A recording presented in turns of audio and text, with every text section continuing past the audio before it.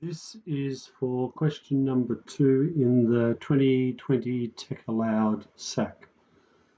So I've got h of x, f of x, and g of x.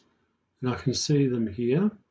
There's an intersection point here of g of x and f of x. And there's an intersection point there of h of x and f of x. And I'm told that that point is at 1, 1. Therefore, that's 1, 1. So 1, 1 appears on the h graph as well as the f of x graph.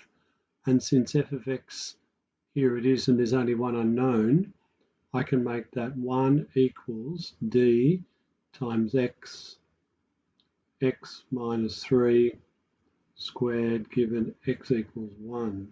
So I might just do that over here.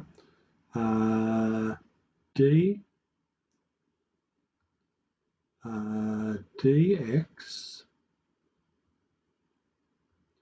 bracket x minus 3 squared equals 1 given x equals 1. And solve for d.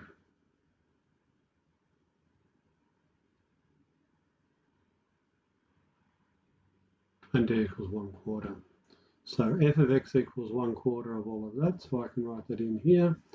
1/4 x minus 3 squared.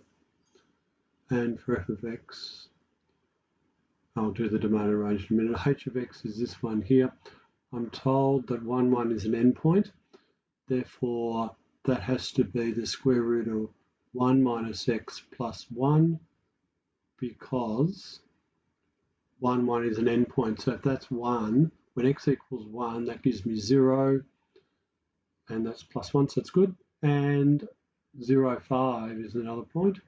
So I've got a square root 1 minus x plus 1, and it equals 5 given x equals 0. And I wish to solve for a.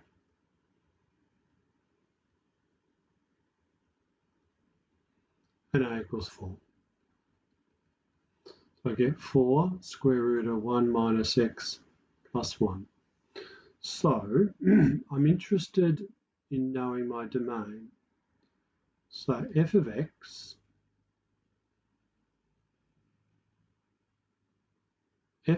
domain goes from 0 to 1, and range goes from 1 to 5.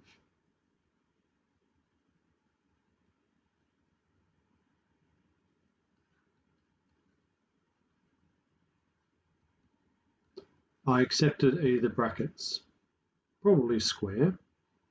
G of x goes from here, and I need to find out what there is. So if I take the intersection between this and this and find out what the intersection point is.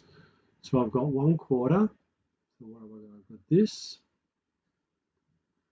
Math 3 given d equals 1/4.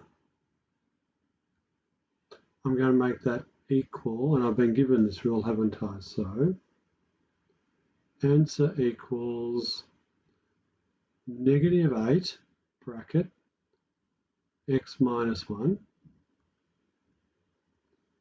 all over 3x plus 8. And answer solve for x.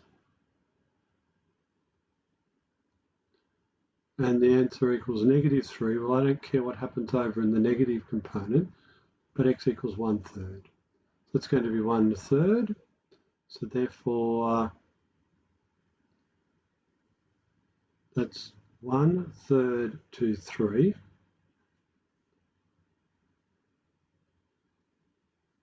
So I go from 1/3 to 3, and from 0 to 1.